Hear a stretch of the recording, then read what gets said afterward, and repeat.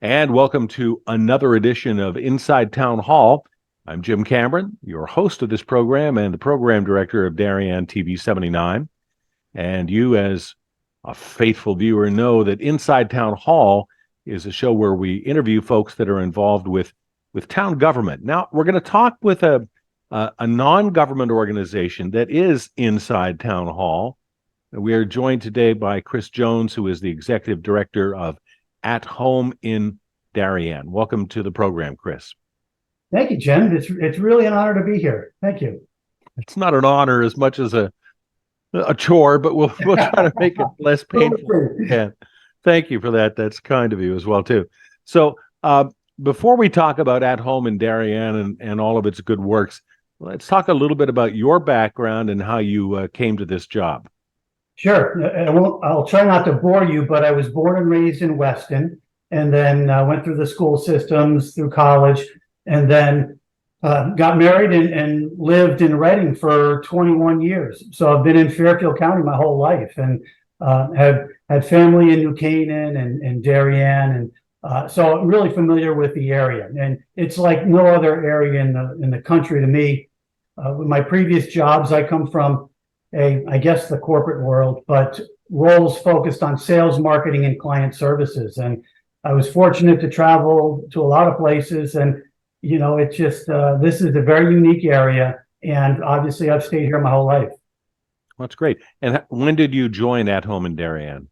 So, very interesting story. I joined about a year and 4 months ago, and one of my bosses from 20 some odd years ago, a gentleman by the name of Peter Etter, was one of the founding board members with At Home in Darien. And he's been doing nonprofit and volunteer work for years, and has been after me to try to kind of follow in his footsteps. And he was very much a mentor for me as I was coming up through the ranks in the business world. And, about a year and 4 and 5 months ago, he reached out to me and said, okay, I think it's time. There's an opening, and I think you should throw your hat in the ring. And here I am. Excellent. What's the background of At Home in Darien? How did it get started, and who started it? When did it begin? So it really traced the roots to 2006, and there were a few iteration of organizations. There was Aging in Place that was initially developed, and Gallivant, and they each kind of did unique things. Gallivant was a transportation, and for people who may have been living here for a number of years, may have seen the vans many years ago that had Gallivant on it.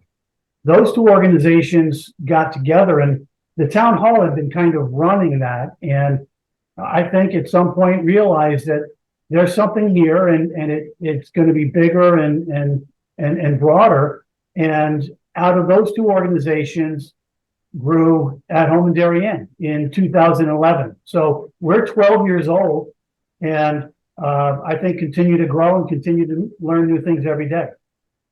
So for somebody that's unfamiliar with At Home in Darien, how would you describe your mission? So our mission is purely focused on providing services that help Darien seniors live independently at home for as long as possible. And anything we do and everything we do, and increasingly so, is designed to do that. Let me tell you about a couple of quick programs that will give you a good picture of what we do. I think our biggest program is transportation, and we have two vehicles, a sedan and a handicap van. And this year will give 4,000 rides, one-way rides to Darien residents. At Home in Darien is purely for Darien residents, anywhere in Darien, Stamford, New Canaan, and Norwalk. And 3/4 of those rides are medical in nature. We do a lot to Stamford Health. This year we'll do about 1,500 segments, as I call them, to Stamford Health and all their locations, hospitals, and 1,500 post road doctors. But we also have other services. We have a vetted service program where seniors call us, and we have been given names of electricians and plumbers and carpenters who've done work for other seniors.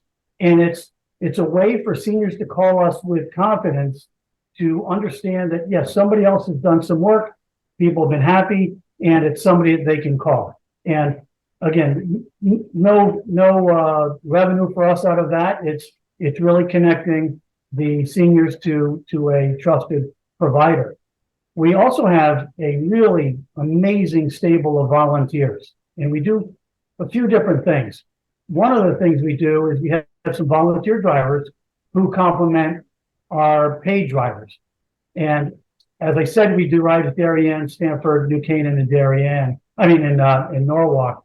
The volunteer drivers might go outside of that area, but really what they've been doing more recently is complementing our paid drivers during the course of the day. As our drivers are going to Stanford and Norwalk, we have people who are calling.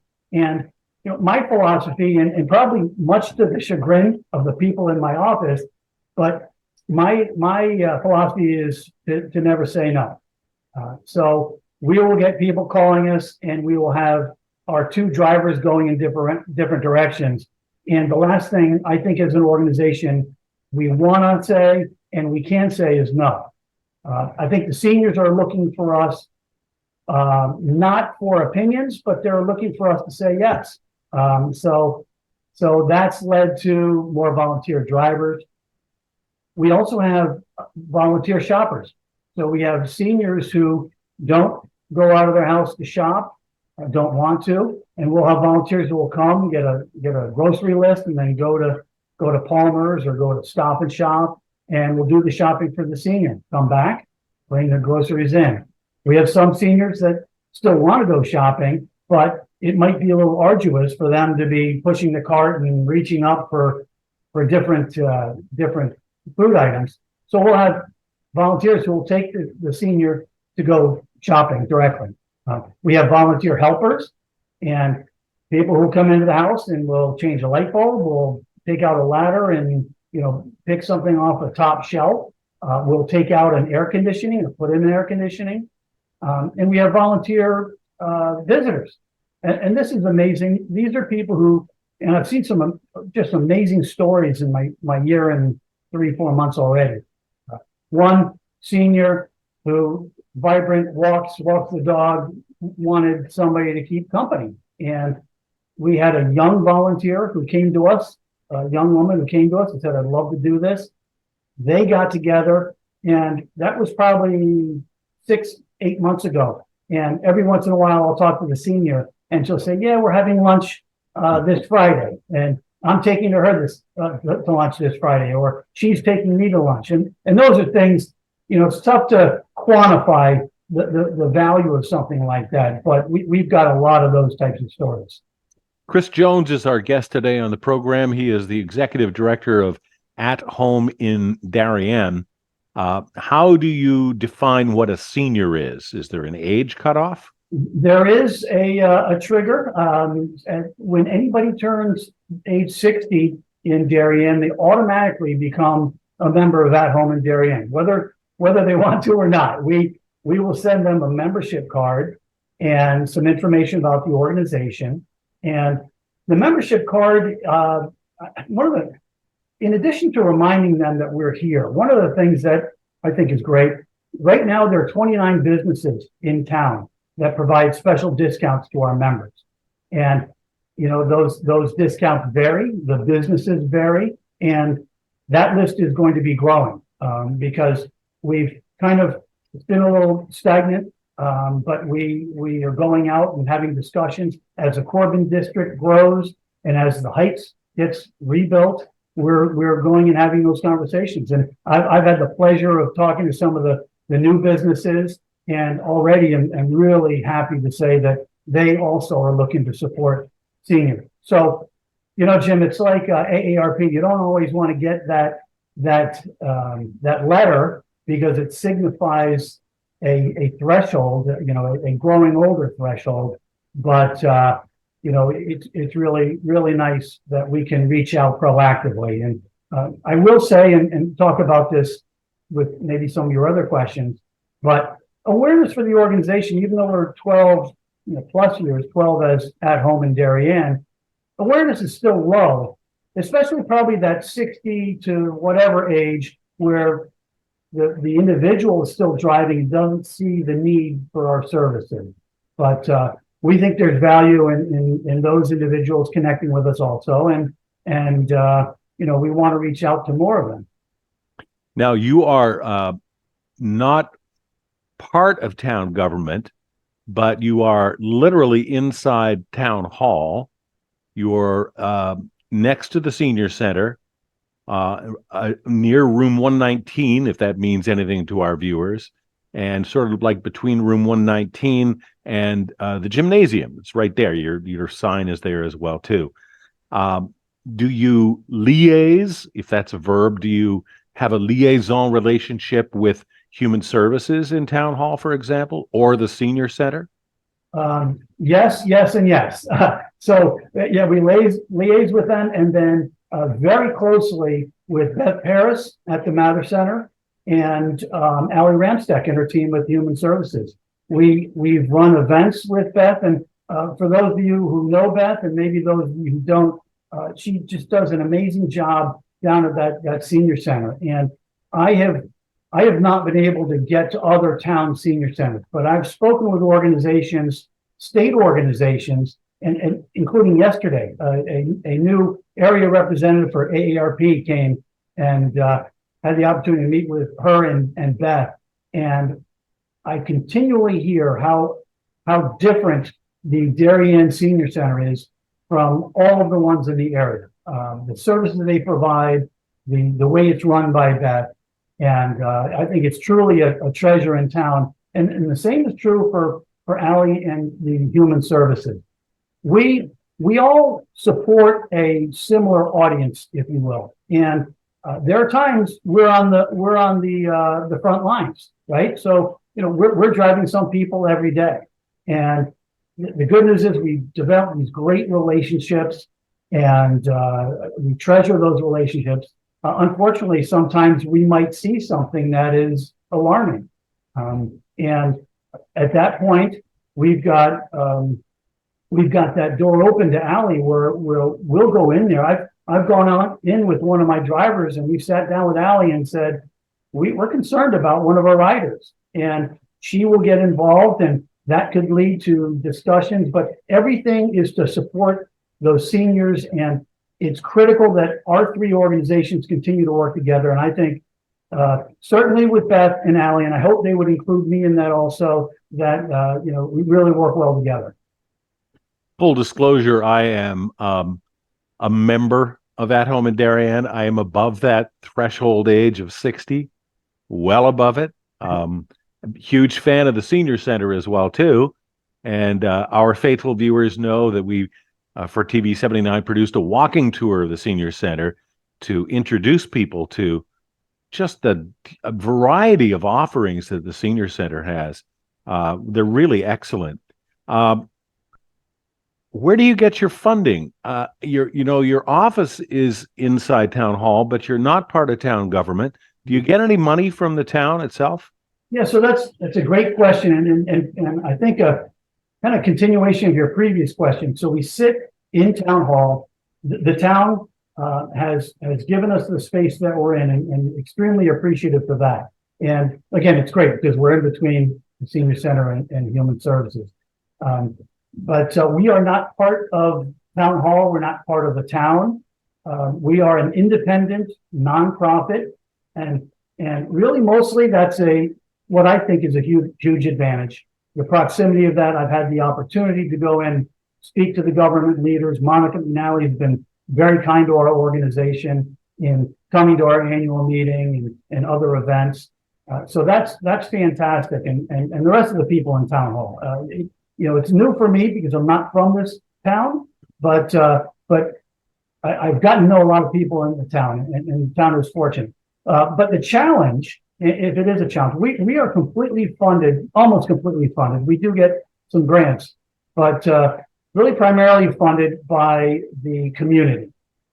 We have 15 board members who are fantastic, all giving their time, come from all different types of background, lending their different levels of expertise. And they reach out to people in the community twice a year through our annual appeal. And the first one is in the spring, and the next one is in the fall. And maybe a selfish plug, we are getting ready to reach out to some people again in October. That's how we're really funded, which is the challenge is that some people, I believe, feel that we are actually funded by the town. So in part, their taxes go towards funding us. And that's not the case. Again, although the town is very good to us in a number of different ways. Why, again, this is going to sound like a dumb question coming from a senior like me, but why all of this attention on seniors? I mean, why isn't the town doing this for everybody? Well, I think there's a big focus in a lot of towns on the intergenerational community, and how do you develop that? How do you sustain that? And seniors are a growing population, certainly in Darien, as well as other towns and communities around the country. There's all sorts of articles. If you read New York Times, you'll see articles pretty frequently in terms of the growing percentage of seniors that are making up towns all across the country. So we're seeing some really great things. So when you look at the Corbin district and the apartments that are being built, well, we're hearing from sons and daughters who have parents in Vermont or parents wherever who are now bringing their parents to live in this community so they can be closer to their grandkids and their kids. And so you've got these three generations that, statistically, I don't have the numbers in front of me, but I could bore you with that a separate time. But it's important. And so that senior community is a bigger chunk of the population in Darien than it has been. And it's important for towns like Darien to recognize that and then to be able to build the systems and the process and the services that can support that. Seniors also continue to pay taxes, but they don't have kids in the school system, so they're less of a burden on the town's finances than growing families might be, especially those that are putting kids through school, which gets expensive. So, yeah, that's a great. So I guess the philosophy is let people stay at home in Darien so they don't have to move to Florida or North Carolina or someplace else. We would lose them as a resident.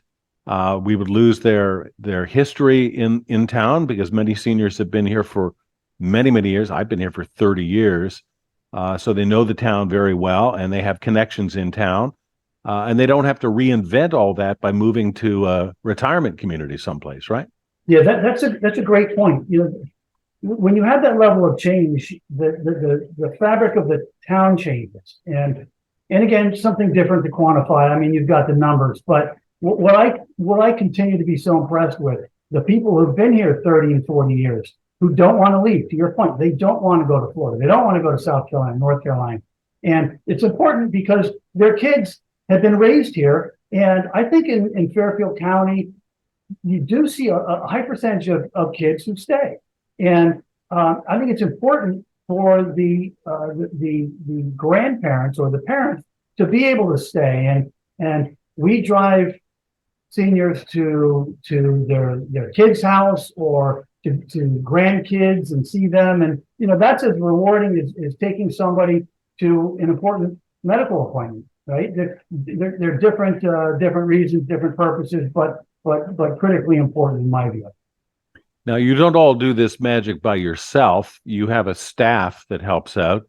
How many people are on the staff of At Home in Darien? So our office consists of myself, and then we've got Michelle Tracy and Fran Bellingham, and the two of them are, I'll use the word amazing with everybody I speak with in terms of the level of commitment and what they bring to the table. I'm not the most organized person. And when I say that, if Michelle and Fran watch this and listen to this, they'll fall over and say, yeah, that's an understatement. So what they bring in terms of their experience, not just at Home in Darien, but outside of that in the business world, we're both accomplished business women and really trusted employees and partners. And Sally Laird, who was in the office also, she's taken a little bit more time to, her son is a senior in high school. She's moved into a bookkeeping role, but is still very, very close with us, very close to the organization. Our two drivers, the first one, our senior driver, head driver, is Jane Matthews. And I think one of the great things with Jane is she, prior to the pandemic and COVID, At Home in Darien had 5 drivers, 2 cars, but 5 drivers. And the schedule was able to, manipulate and be managed to where those 5 drivers were driving all during during different parts of the day or the week. Well, when COVID hit, some people moved out, some people took unemployment, and we had Jane, who really was the only driver throughout COVID. She is an Iron Woman, and I think when everything settled and we hired our second driver, then Jane finally allowed her system to accept COVID. And even still was only out for, I think, a day before she was testing negative. So she's been amazing. And then Drew Burke, had a career in New York City, and he's a Darien resident, as is Jane. He started driving for us really about the time that I started.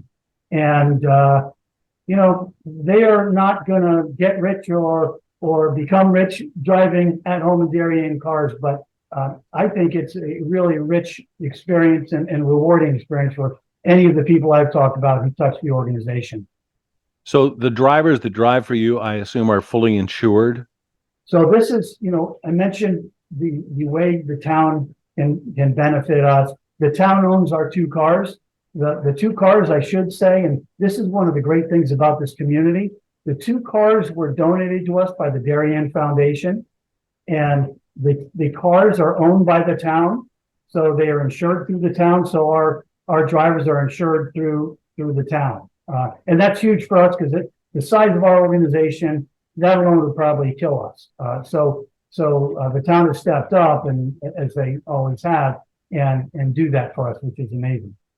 So let's talk about this driver program. Let's say I have a doctor appointment in Norwalk Thursday. How do I book a ride with you? Really, the best way is to pick up the phone, give us a call, and tell us the details. We work off a schedule, and we have a third party management system that we use to schedule those rides.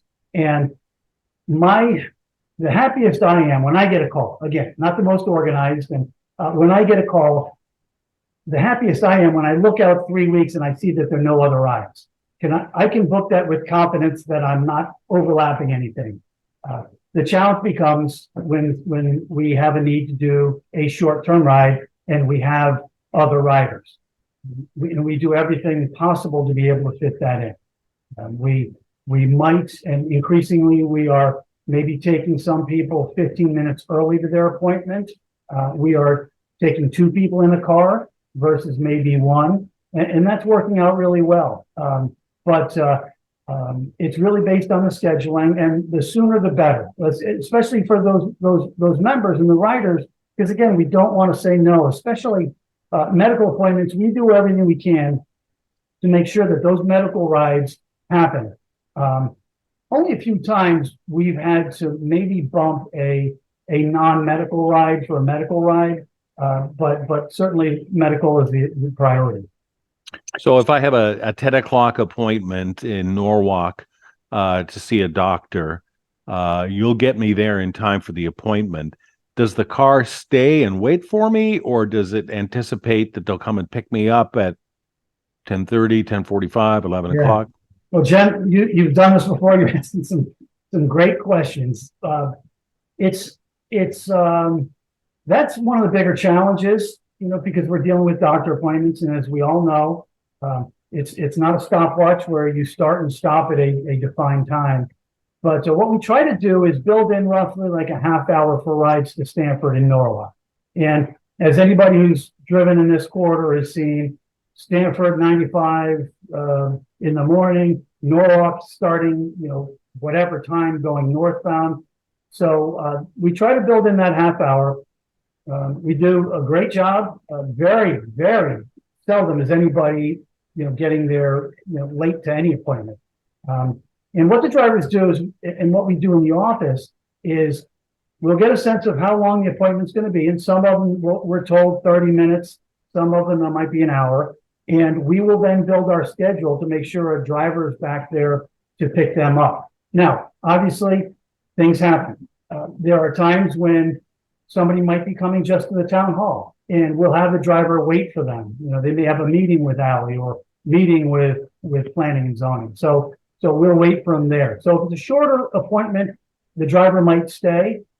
If it's a longer appointment, the driver will come back. And sometimes people going for a procedure we're told might be a 3-hour window, and person gets done an hour early.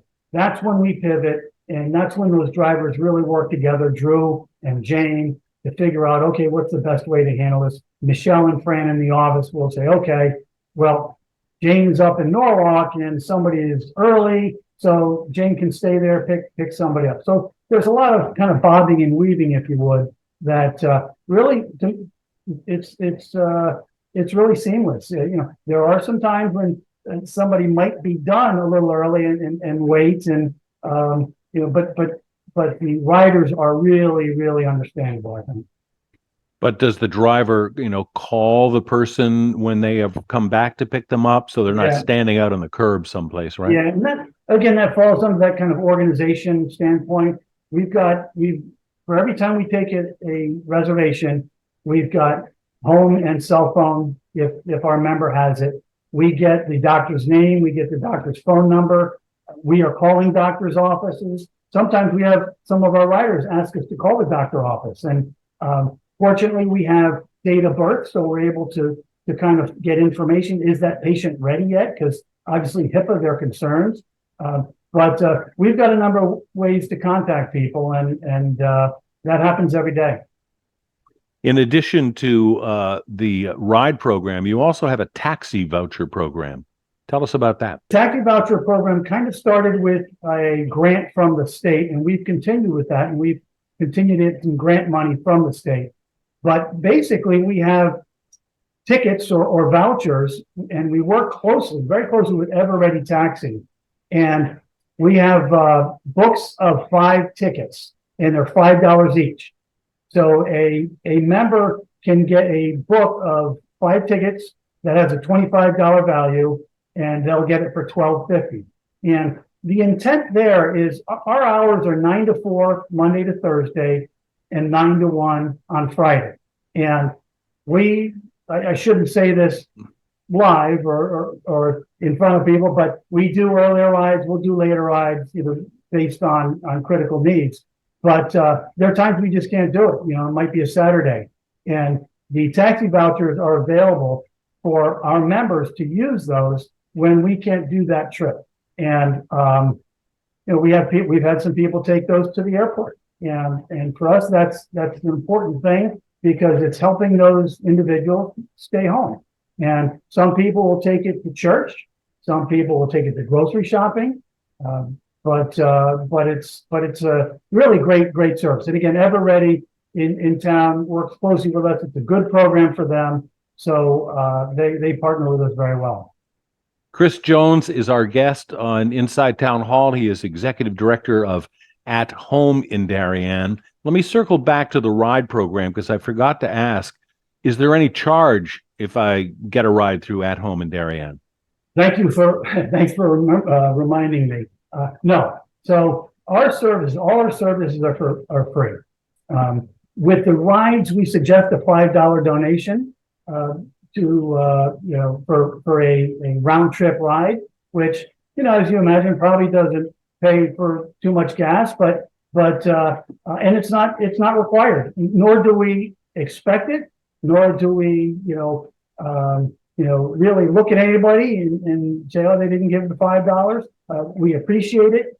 Again, our funding is through the community, and the donations we get through the rider really just kind of supports that. So when you say $5 a ride, is that something I would give the $5 to the driver, or? Correct. Correct. And that's not a tip for the driver. No, we ask that the drivers not get tips. Um, and that's an important thing to note. And we try to communicate that to our drivers. We are increasingly talking to our members who will take frequent rides and say, rather than, giving a $5 cash donation, why don't you wait and write a check? Make it easier on yourself, and that way it's easier for the office. The driver doesn't have to collect that, and that I think is best all around. You have another program you did not mention, which I think would be very attractive to seniors that have a little difficulty maintaining the big home that they have lived in for so many years. And one of those is volunteer leaf rakers and snow shovelers. Yeah, I almost tell me about that, because it's really hard to find somebody who will do both of those and not charge an arm and a leg. Jim, I had a call today from somebody who's been in town, and they said, we've raked our leaves for years, but it's just getting too difficult. And last year they paid $700 to get there. Now, I don't want to, impact the landscapers or the people who do that, but they have plenty of work. I think they're okay. You're absolutely right. And this falls under that mission, the mission that we have, that, can we save them that money? So we have a large number of groups, and, there are some churches, there are some school groups that get together, and we deploy them. We announce that in the different pieces, and I'll talk about the different pieces that we have, the communication pieces.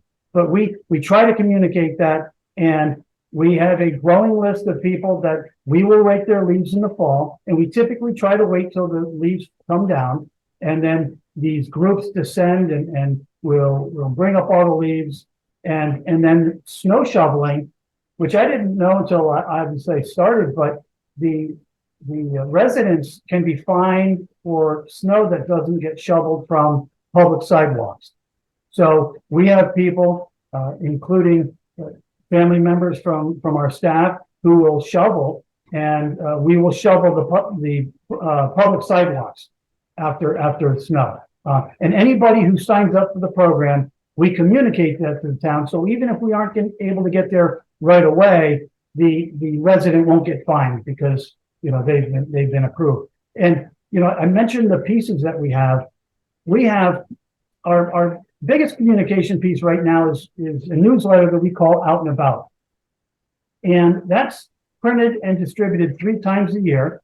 And it's distributed to everybody, in theory, everybody in town through an every door direct delivery by the post office. So as the postal workers will be delivering mail, when they get this, they hand those out also. And one issue is our annual report, but the other 2 issues, we try to capture some of the things that we've done, members' photographs, and share that with the community. So it's interesting.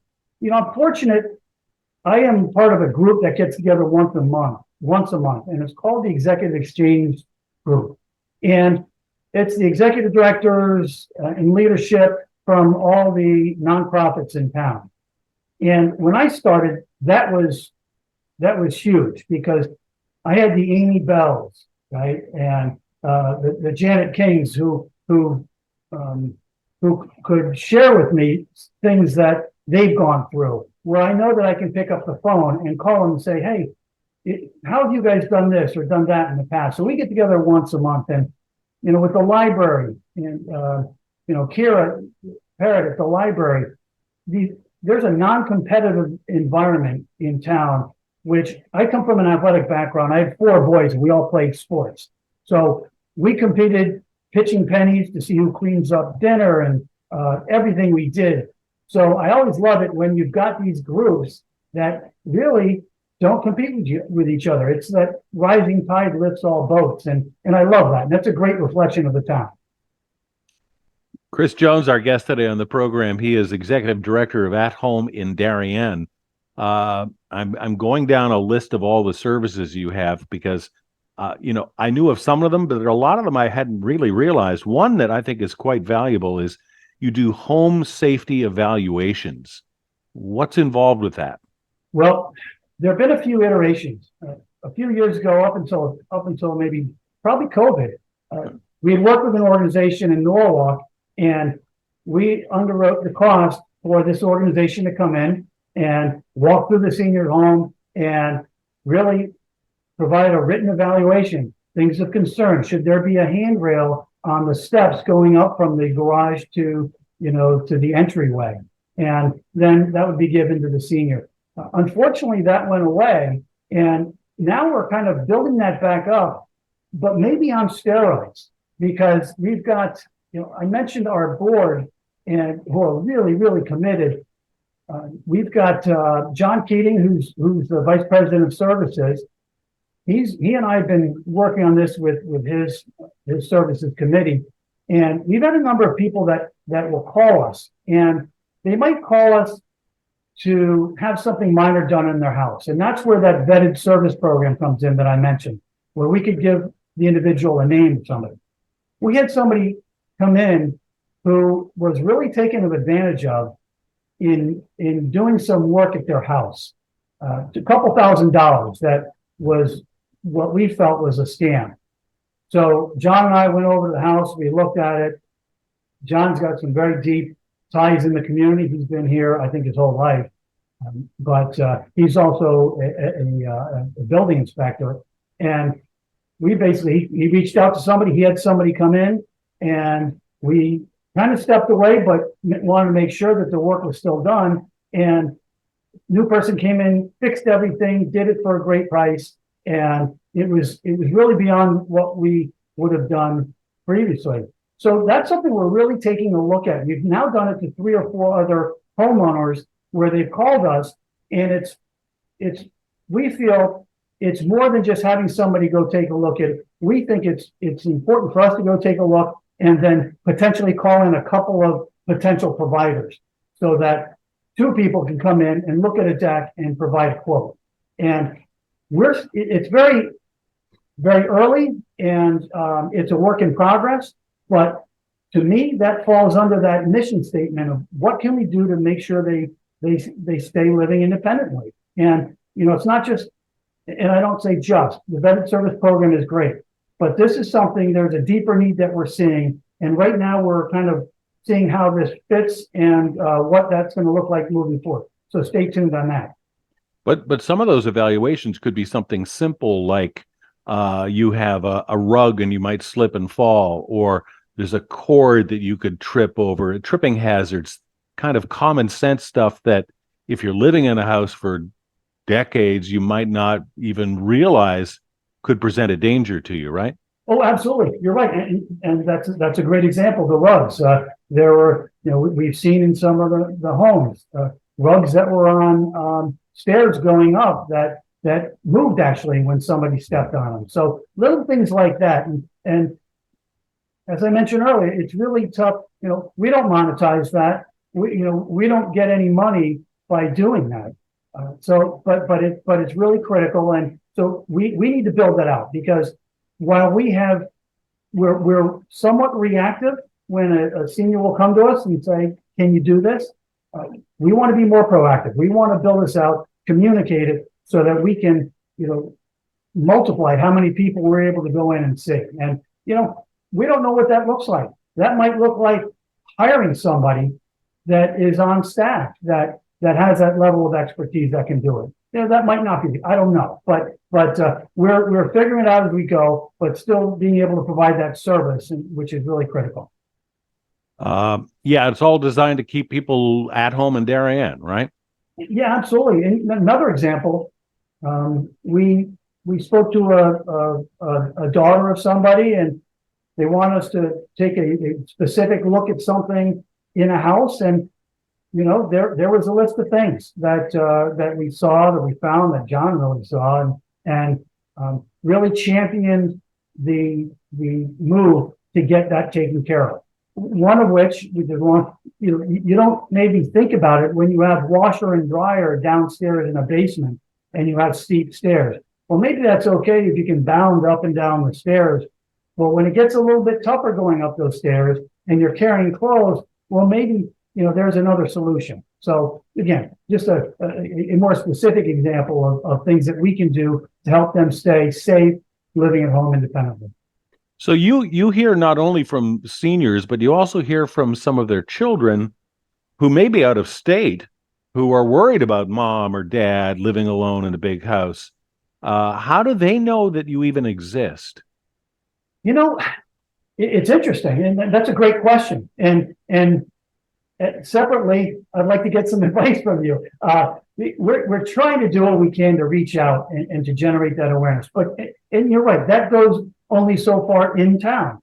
I think where we've had those levels of discussion, I think you've got a son or daughter that makes a call, and here's where that relationship with Allie or Beth is so important, because their point Human of Services and the Senior Center. yeah, their point of entry might be call the Senior Center, just because they looked online and they see, oh, there's a Senior Center in Darien, let me call them.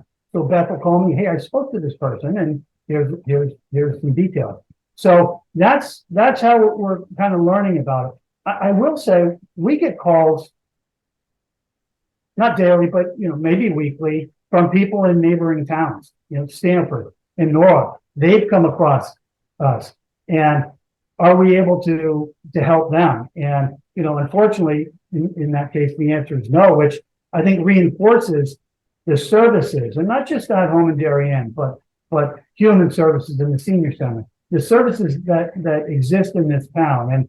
And so again, it takes a village, as they say. And I think when we do speak to the son and daughter, that's really important, because mom and dad don't, and I remember this myself, but mom and dad don't always listen to the son or daughter, right? They don't want to hear that they need to fix this or they need to fix that. And that's where we can be that conduit. We can play an important role. We can go in there, and now they're not hearing it from their daughter. They're hearing it from us that, you really need to do this or that, and we can help you get it done. So I think we play an important role there when we can get brought into that discussion. I've spoken with Allie Ramstek, whose name we've dropped quite a few times in here. She's the director of the Human Services Program, part of town government. But I've also spoken with folks at Person to Person, et cetera. And one of the big challenges they have sometimes is that their clients are very proud and they don't like to ask for help. And even if they do want to ask for help, sometimes they're a little reluctant about having strangers come into their house. I mean, how do you overcome the pride function to help people out and then reassure them that you have the best of intentions? That is entirely correct. And that pride, the challenges tied into pride manifest a number of different ways. We always try to get somebody to go in and check out the Senior Center, right? So if we have a member who, some cases new members who join us, they moved into town, that scenario where they may have moved locally to be near son, daughter, or grandkids. Have you joined the Senior Center? Have you visited? You realize they have a wood shop. They have an art studio in there. They have $5 lunches by Chef Judy that are amazing. And trust me, we're above them. We smell it every day. So what we try to do is, and what we hear is, well, I'm not there yet to go to the Senior Center, right? You could be talking. I remember my father, 87 years old. No, I'm not old enough yet for something like that. So, you just have to be creative. We try to figure, well, how about if we drive you, next week, to bring you to the Senior Center? Just say hi to Beth, take a tour, and by us bringing them might be the way to break down the barrier, and then they come in and they see it for themselves. Because we know when they see the Senior Center, they're going to go, wow. We know that if they take a ride with us, they're going to realize that this is a subtle gray sedan, or it's a van that has a very simple Very logo on the discreet side. logo on it. Yeah. Yeah, Because very it discreet. used to be when you had Gallivant and it was labeled Gallivant on the outside and it looked like, a bus a little bit. Some people didn't want to be seen in Gallivant. They needed the ride, but their pride stopped them from saying, I want to look like I'm taking a handout, right?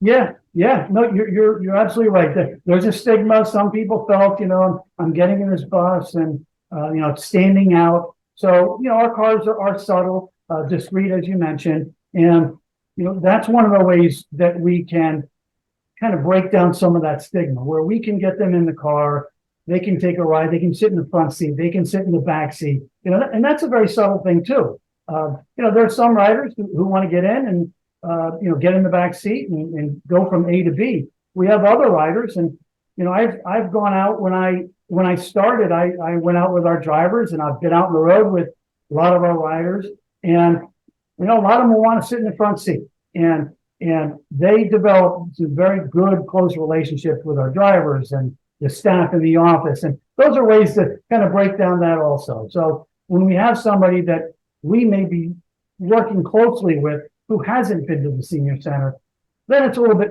tougher love and like, okay, we're going to take you next week, So I guess a long-winded answer, Jim, there are a number of different ways that we try to do. There are going to be people who don't want to ride for a number of different reasons, and at some point they might. So where we're headed, where we hope to head is, and I don't want to. It's not speaking out of school, but I think we in the board now feels that we need a third vehicle, a passenger van, not a big Gallivant on the side, but a subtle van that we could use to be able to take people to events. As you see the development in Darien, how great would that be if we could take that van and we could pick up 8 people on a Monday afternoon and take them to a local restaurant when their normal business might be a little slower. Maybe we can get a deal for those seniors. And that's something that we're really, really sensitive to, and trying to continue to break down the barriers of isolation. Our transportation, as I mentioned, has been kind of one person going from A to B. Well, sometimes we get 2 people, and that's great because they talk with the driver. But we feel that it would be great if we could expand our organization to be able to connect that intergenerational connectivity to bring people to more football games or more plays or museums and to be able to do things. What I hear and what we hear is that the seniors who drive, who may not use our services, don't like to drive at night. So that might be a natural, and Liz may have really, put that in our mind and really got us going. And that's something we're looking to do. Chris Jones, Executive Director of At Home in Darien, our guest on the program. And I want to wrap it up in a couple of minutes here. You've been very generous with your time. A couple other programs that you offer, I think people should know about is we're recording this program in early October, and we're coming up to Medicare Choice Time, where seniors like me have to go and put all the medications they take and choose their Medicare program. That's a very complex program. Human Services does offer some help, but you also offer help on an appointment basis, right? We do, and we are not the experts. What we try to do is, again, we try to be that resource and that trusted partner. So, and we have people call us all the time with all sorts of questions. And tying back into what I said earlier, that the desire not to say no, or really the desire to say yes. We've had some people ask us questions that probably would fall outside of that box that we sit in. But I think that's helping us grow as an organization. So yeah, as Medicaid comes up, how can we connect those seniors during tax season? What I can't believe, I'm going to butcher the numbers, but I think the library did 1,500 tax returns. That number might be wrong, and Peter Eder will remind me. But some of those other organizations that are doing great things. I think one of the things that we can do is to continue to communicate and deliver on behalf of the seniors. Communicate what else is out there. So as we get calls from people and they, it's that time where they need to do taxes or Medicaid, make decisions. Well, here's what you do. Here's where you go. We get calls for in-home health organizations. Well, we are not in a place to recommend, unlike the vetted service program, we're not in the position to recommend somebody, but we can give them 4 names that we get from the town that we can provide because they may not be able to search online. Okay, so those are, those little things that I think we can do that will always be real beneficial. You also do caregiver support, the people that may be taking care of or helping or living in with or visiting some of your members. That's a stressful job for them to do as well too. How do you give those people support? Jim, one of the biggest ways is to be part of the solution. And this kind of holistically, when we spoke earlier about the son and daughter who, their son and daughters who are in town, and you think, okay, well, they're there and they could provide this level of support, but they're doing that, but they work or they've got something else that they need to do. So we'll speak to some people and that, well, yeah, I drive mom to here or there. Well, that's great. But those times when you can't think of us, right? We're there to help. We're there to be part of your solution, part of the caregiver solution, because, the stress on the caregiver, and I think that you're alluding to, is it can be tremendous.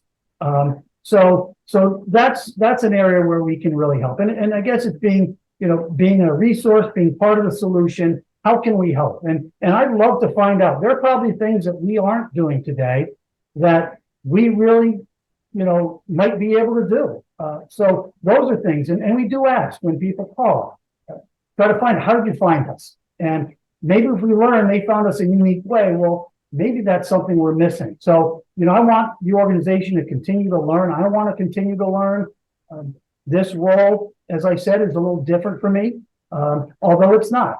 I bring a business kind of mindset, client services, and these are our clients, but they're our partners. And I think as long as you look at that as we're part of the same team and we're part of their team, then I think that's going to take us in some new directions, which are exciting. And I think as we look at strategic planning for the upcoming year, one of the big things we spoke about earlier, we've been funded primarily through individuals in town, and it continues to amaze me, the people who step up and support us. For the first time, we're really looking to really develop some relationships with businesses in town. We haven't really reached out to them as part of our process, I guess, if you would. We bring people to their business, and that's great. If you think of the Elevates and physical therapy, the library, we bring people there, and that's good. But there are probably some things that we could be doing, more things that we could be doing for those businesses. As I said, maybe we can be groups of people. Think about the farmers market. Well, right now it's a little difficult to bring 8 people to the farmers market, but maybe down the road we bring a van of 10 people, and that helps some of the retailers and the businesses. So we're going to reach out to businesses. Here's who we are. Part of it will be to, hey, would you be willing to be part of our discount program? As I said, we have 29 businesses. I'd love to double that. I'd love to get 58. That'd be a goal, and we'll get there. But that provides value to everybody.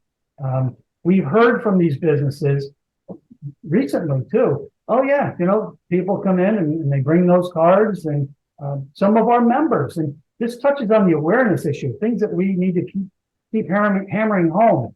Some of our members haven't realized that they can get those discounts. So it's like, okay, well, you've been driving us. Well, maybe periodically we should have a reminder in the car, So we'll continue to learn and we'll continue to be better. But right now, I think it's an amazing organization. And it's an extremely rewarding opportunity for me personally as well, I think, as the other people who support the group. So At Home in Darien is a 501c3 registered nonprofit organization. So whether you're an individual or a business, if you want to make a contribution, you not only are doing good, but you can save a little money on your taxes, right? Yeah. And Jim, I have to say also, I think I met you early.